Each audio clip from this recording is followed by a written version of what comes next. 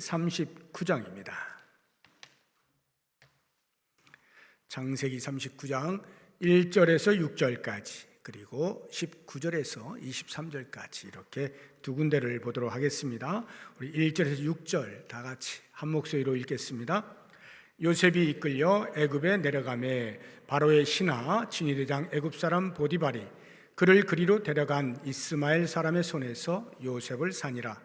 여호와께서 요셉과 함께 하심으로 그가 형통한 자가 되어 그의 주인 애굽 사람의 집에 있으니 그의 주인이 여호와께서 그와 함께 하심을 보며 또 여호와께서 그의 범사에 형통하게 하심을 보았더라. 요셉이 그의 주인에게 은혜를 입어 섬김에 그가 요셉을 가정 총무로 삼고 자기의 소유를 다 그의 손에 위탁하니 그가 요셉에게 자기의 집과 그의 모든 소유물을 주관하게 한 때부터 여호와께서 요셉을 위하여 그 애굽 사람의 집에 복을 내리심으로 여호와의 복이 그의 집과 밭에 있는 모든 소유에 미친지라. 주인이 그의 소유를 다 요셉의 손에 위탁하고 자기가 먹는 음식 외에는 간섭하지 아니하였더라. 요셉은 용모가 빼어나고 아름다웠더라. 아멘. 19절부터 23절까지 또 한 목소리로 읽겠습니다. 그의 주인이 자기 아내가 자기에게 이르기를 당신의 종이 내게 이같이 행하였다 하는 말을 듣고 심히 노한지라. 이에 요셉의 주인이 그를 잡아 옥에 가두니 그 옥은 왕의 죄수를 가두는 곳이었더라. 요셉이 옥에 갇혔으나 여호와께서 요셉과 함께 하시고 그에게 인자를 더하사 간수장에게 은혜를 받게 하시매 간수장이 옥중 죄수를 다 요셉의 손에 맡김으로 그 재반 사물을 요셉이 처리하고 간수장은 그의 손에 맡긴 것을 무엇이든지 살펴보지 아니하였으니 이는 여호와께서 요셉과 함께 하심이라. 여호와께서 그를 범사에 형통하게 하셨더라. 아멘. 일이 막힘이 없고 꼬임이 없이 쭉 뻗어나가는 것을 사자성어로 뭐라 그러죠? 일사천리라지. 일사천리. 쫙 일사천리. 네. 이것을 이제 오늘 성경 본문에서는 두 글자로 형통 이렇게 이야기를 합니다. 형통이 이제 일사천리와 이제 같은 의미라고 보시면 되겠습니다. 이 형통의 대명사 많은 사람들 이야기할 수 있겠습니다만 오늘 본문에 등장하는 주인공이 누구죠? 요셉. 요셉이 형통한 자입니다. 2절 한번 보시죠. 여호와께서 요셉과 함께 하심으로 그가 형통한 자가 되어 이렇게 돼 있죠. 3절도 한번 보시게 되면 그의 주인이 여호와께서 그와 함께 하심을 보며 또 여호와께서 그의 범사에 형통하게 하심을 보았더라. 23절을 보십시오. 간수장은 그의 손에 맡긴 것을 무엇이든지 살펴보지 아니하였으니 이는 여호와께서 요셉과 함께 하심이라. 여호와께서 그를 범사에 형통하게 하셨더라. 이렇게 됐죠. 그냥 형통이 아니라 범사에 형통하게 하신다. 범사에. 이것을 사자성어로 만사형통 이렇게 얘기하죠. 만사형통. 만 가지 일에 있어서 일사천리로 쭉 뻗어나간다. 이게 만사형통인데 요셉이 그런 사람이었다 하는 것입니다. 그러면 어떻게 하면 나도 요셉처럼 형통한 삶을 살 수 있을까? 이것이 우리가 오늘 같이 묵상을 해보려고 하는 내용인데 이제 두 가지를 아셔야 되는데 하나는 일반 은총 영역에서 내가 해야 될 일과 또 특별 은총 영역 가운데에서 하나님이 하실 일을 우리가 잘 봐야 됩니다.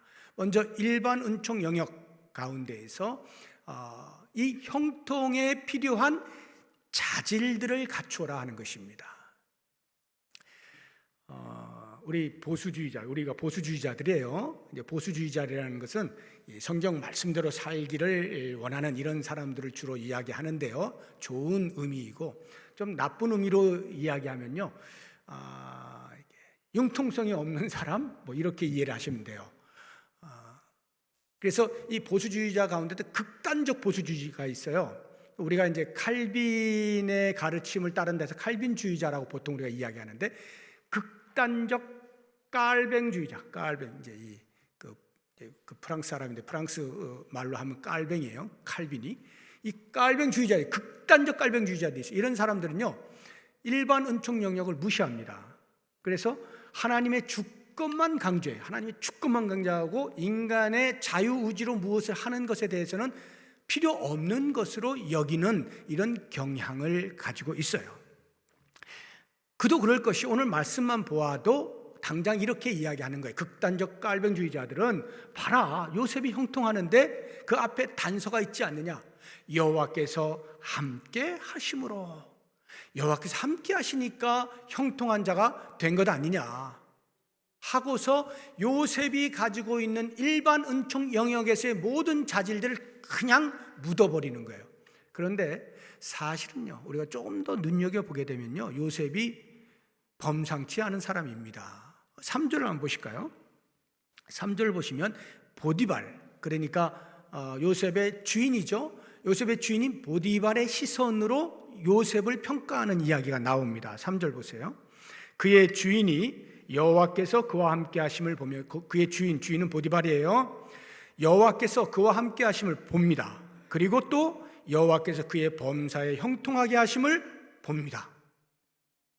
보디발이 요셉을 보니까 여호와께서 함께 하셔요. 여호와께서 함께 하시니까 또 범사에 형통하는 것을 보았다 이 말이에요. 그럼 한번 생각해 보세요. 요셉의 주인으로 그 당시에 있었던 보디발이 여호와 신앙이 있었을까요, 없었을까요? 여호와 신앙이 있었을까요, 없었을까요? 없었어요. 이 사람은 애굽 사람이에요. 여호와 어떤 분인지 몰라요. 요셉을 통해서 그냥 간접적으로 알 뿐이지 전혀 여호와에 대한 신앙이 없는 사람입니다. 그런데 그 사람이 이야기를 하는 거예요. 여호와께서 함께 하셨다? 여호와께서 함께 하셔서 형통하게 되었다? 이런 표현을 하는 데에는 그가 여호와 신앙이 없으므로 그가 그런 말을 할 수 있는 근거라고 하는 것은 오직 요셉을 보고만 할 수 있는 말이에요. 요셉을 보니까 야, 제가 믿는 신 여호와라고 하던데 야, 제 신앙심이 보통이 아니야. 그런데 하는 일을 보니까 와, 분명히 누군지 모르겠지만 뭔가 일하시는 것 같아. 이렇게 요셉의 삶을 보고 평가하는 거지 그가 여호와 신앙이 있어서 이런 말을 하는 게 아닙니다. 그러면 요셉의 삶, 도대체 어떤 삶을 보고 보디발이 이런 이야기를 하느냐 말이죠. 요셉은 매우 성실하였고 책임감이 있고 능력이 있고 성품이 훌륭하였다는 거예요. 이런 것들이 필요하다는 거예요. 그런데 보통 노예들을 생각하면, 이제 종을 생각하면, 그 당시 요셉이 종이니까요. 일반적으로 종은 매여 있잖아요. 주인의 소유잖아요. 그러니까 그냥 삶이 체념적이에요. 그냥 하루하루 되는 대로 살아가는 거예요. 되는 대로. 주인이 시키면 그냥 그거 하는 거지 뭘 창조적으로 생각해서 야, 이 집에 내가 뭘 어떻게 해서 이 집을 어떻게 해줄까?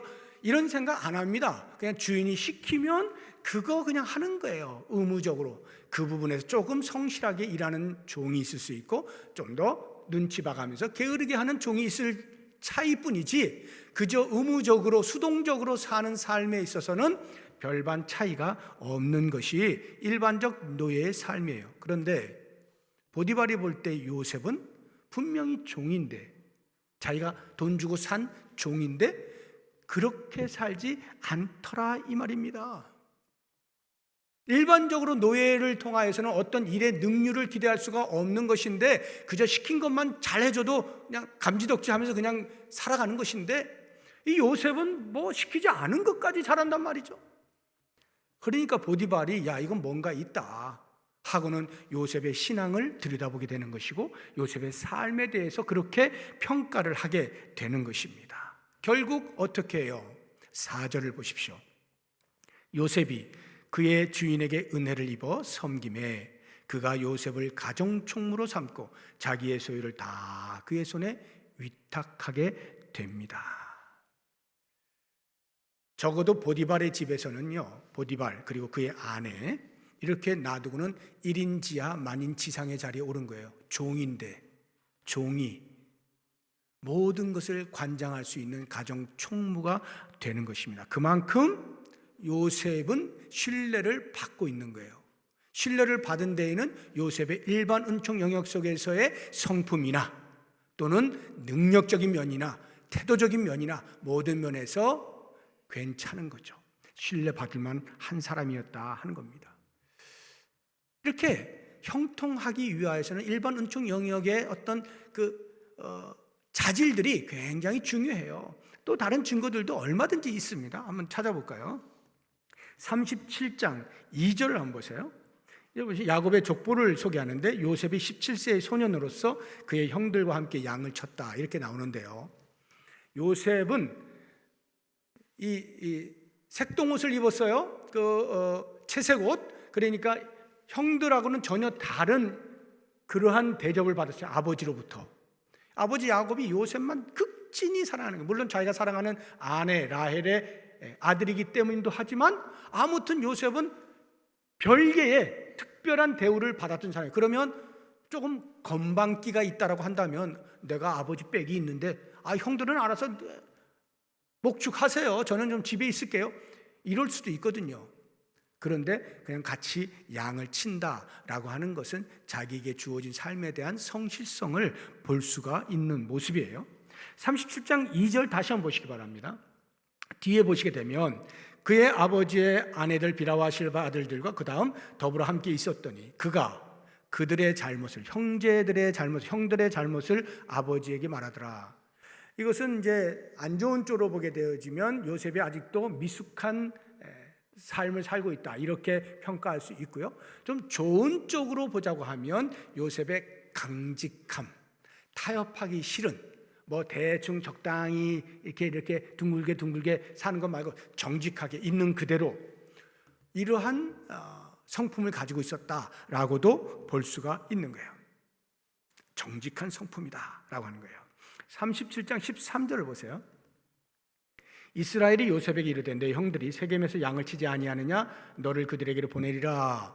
형들이 목축하는 곳으로 심부름을 보냅니다. 요셉이 아버지에게 대답하되 내가 갈게요 이렇게 대답한 거예요. 근데 가는 곳이 어디냐면 세겜이에요. 그가 있는 곳은 헤브론이에요. 헤브론에서 세겜은 대략 80에서 100km예요. 여기서 평택이나 천안까지 가야 돼요. KTX가 있었을까요? 자동차가 있었을까요? 걸어 가는 거예요. 80km에서 100km를 걸어 가는 거예요. 쉽지 않습니다 이거.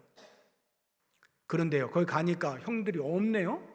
물어보니까 도단이라고 하는 그 세겜으로부터 북쪽으로 다시 또 한 20여 킬로 이상 더 가는 도단으로 갔다는 소리를 듣고 또 거기까지 또 찾아가네요. 이게 뭡니까? 적어도 아버지로부터 받은 바 사명을 끝까지 완수하겠다라고 하는 그런 책임감을 볼 수가 있는 모습입니다. 결정적으로 보시면 오늘 39장의 22절 23절을 한번 보십시오. 간수장이 나오는 이유는 요셉이 옥에 갇힌 거예요. 보디발의 아내의 유혹을 뿌리치다가 음모에 의하여서 감옥에 갇히게 되죠. 거기서 어떤 일이 벌어졌느냐? 간수장이 옥중 죄수를 다 요셉의 손에 맡김으로 그 재반 사물을 요셉이 처리하고 간수장은 그의 손에 맡긴 것을 무엇이든지 살펴보지 아니하였으니 간수장이 자기가 할 일을 요셉에게 다 떠넘겼다는 거예요. 나쁜 간수장으로 보기보다는 요셉이 얼마만큼 간수장에게 신뢰를 받았기에 같은 죄수의 입장에 있는 사람을 그 죄수들을 관리하는 사람으로 세웠을까를 눈여겨보시라는 거예요. 요셉이 그 정도로 일반 은총 영역 가운데서 사람들에게 인정을 받고 신뢰를 받는 존재였다 하는 것을 알 수가 있는 거예요. 그러므로 우리는 형통하기를 원하면 실력을 갖춰라, 자질을 갖춰라, 형통을 위해서 준비해라는 거예요. 우리의 성품적인 면에 있어서 그리스도의 성품을 닮아가는 공의와 사랑과 자비와 정직과 이러한 성품들을 계속 개발하라는 거예요. 함양하라는 거예요. 성취해내라는 거예요. 그리고 삶의 태도에 있어서도 대충 그렇게 시간 때우듯이 사는 것이 아니라 성실하게 열정적으로 목표를 가지고 달려나가는 그러한 삶을 살라는 거예요. 능력적인 면에 있어서도 마찬가지예요. 요셉에게 있어서는 적당히 상황 봐가지고 그 상황을 넘길 수 있는 임기응변적인 어떤 술수, 적당한 거짓말 이런 능력 말고요, 정말로 어느 한 부분에 있어서 내가 책임질 수 있을 만큼의 참 실력을 길러내라 이거예요. 우리가 그런 일반 은총 영역 가운데에서 우리가 할 수 있는 이런 부분들을 잘 갖추고 있을 때 우리는 형통할 수 있게 되는 거예요. 이제 두 번째, 그러면 특별 은총 영역은 어떠한 거냐? 하나님의 은혜가 필요하다는 것입니다. 하나님의 은혜가 필요해요. 성경은요 이야기합니다. 여호와께서 함께 하심으로 형통했다라고 계속 반복적으로 이야기를 하고 있는 거예요. 저는 궁금했어요. 왜? 요셉이 이렇게 훌륭한 일반 은총 영역의 어떤 자질들을 가지고 있는데 그런 것도 좀 소개하면서, 그래서 요셉이 이렇게 형통했다라고 말을 하면 훨씬 더 우리의 마음 가운데 다가오지 않겠습니까? 그렇지, 맞아. 그러니까 하나님께서 그렇게 복을 주시는구나, 형통하는구나 말을 할 수가 있을 것 같은데, 그런 요셉의 성품이나 태도나 능력이나 하는 부분에 대해서는 일절 언급이 없어요. 오직 그가 형통한 이유는 앞에 나와 있는 거, 여호와께서 함께 하심으로. 이게 다예요. 자, 그러면 우리는 이것을 어떻게 이해를 할 것이냐 말이에요. 우리의 상식은 뭡니까? 내가 심으면 심은 것 거둔다는 게 상식이잖아요. 내가 땀을 흘려요? 땀 흘린 만큼 거둔다는 거 아니에요. 땀은 자기 자신을 배신하지 않는다, 뭐 멋있는 말들이 있잖아요. 이게 우리의 일반적인 상식입니다. 그런데 성경이 계속 하나님이 함께 하심으로 요셉이 형통했다라고 말하고 있는 이유는 이와 같은 우리의 상식을 깨뜨리기 위함이에요. 우리의 상식은 일반 은총 영역에 머물러 있어요. 하나님의 일하심에 대한 인지가 약해요. 그래서 늘 우리의 경험 안에서만 하나님을 바라보려고 그러는 거예요. 그 상식에 머물러 있는 우리들의 상태를 깨뜨리는 거예요. 그리고 하나님의 일하심이 있다, 하나님의 일하심이 있다는 것을 보게 만들기 위해서 계속해서 성경은 다른 것들로 이야기하지 아니하고 여호와께서 함께 하심으로 형통했다, 함께 하셔서 형통했다, 계속 이렇게 표현을 하고 있는 것입니다. 여러분, 우리가 이제 지금까지 살아오신 삶의 그 경륜이 있잖아요. 저도 60평생을 살았어요. 평생이 아직도 멀었으니까. 저도 한 100세까지 산다고 하면 아직도 반밖에 안 왔는데, 뭐 80대신 분, 90대신 분들 이렇게 한 평생을 그 경험이 있잖아요. 그러면 항상 내 상식대로 이렇게 인생이 굴러가던가요? 아마 그렇게 이야기하시는 분 단 한 분도 안 계실 겁니다. 설령 한 20년, 30년 짧은 인생을 사는 사람이라 할지라도 인생 네가 마음먹은 대로 되더냐, 상식대로 움직이더냐 하면 전부 다 고개를 저을 거예요. 왜요? 상식이 통하지 않는 일들이 비일비재하게 일어납니다. 요셉만 해도 보세요. 어떻게 요셉의 형들이 요셉을 죽일 생각을 합니까? 어떻게 요셉의 형들이 자기 동생을 팔아먹을 생각을 합니까? 아니, 팔아먹는 건 생각한 게 아니라 아예 팔아먹어버렸죠? 이거 상식이 안 통하는 거 아닙니까? 이런 일이 일어난다는 거예요.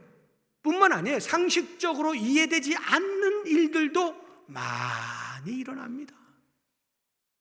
예를 들어서 지금 요셉이 보디발의 집에 들어가가지고 가정총무됐다. 우리는 하도 들어가지고 그냥 그런가 보다. 요셉이 정말 훌륭했구나. 보디발의 인정을 많이 받았구나. 이렇게 생각하지만 조금만 깊이 생각하면요, 이건 안 되는 일이 일어난 거예요. 상식적으로 도저히 납득할 수 없는 일이 일어난 겁니다. 아무리 종이 훌륭해도 어떻게 주인 레벨에 둡니까? 주인 자기 하나 빼고 모든 거 다 맡기는, 어떻게 1인지야 만인지상의 자리를 둘 수가 있냐고요. 그 가정에서. 종은 종이거든요. 이건 상식적으로 좀 이해가 안 되는 거예요. 간수장이 이 요셉을 그 감옥에서 일어나는 모든 재반 사물을 다 맡겼다? 이게 상식적으로 이게 납득이 됩니까? 이런 일이 있을 수가 있나요? 없어요. 안 되는 거예요. 이거는 어떻게 죄수가 아무리 훌륭한 죄수라 해도 죄수는 죄수인데 다른 죄수들을 돌보고 말이죠, 관리하고 재반 사물을 보고, 있을 수 없는 일인데 일어나잖아요. 상식적으로 이해될 수 없는 일들이 얼마든지 일어날 수 있는 것이 인생이다. 그러면 그 인생이 뭐냐는 거예요. 바로 거기에 하나님의 간섭하심이 있다는 거예요. 하나님의 일하심, 하나님의 개입하심이 있다 하는 것을 우리가 알 필요가 있는 것입니다. 그래서 특히나 국무총리 될 때를 한번 보세요. 국무총리야말로 그 나라 애굽에 그 당시 오늘날의 미국과도 같은 그 애굽의 국무총리라고 하면 제가 계속 말씀드리고 있는 그 1인지야 만인지상이 바로 국무총리 자리잖아요.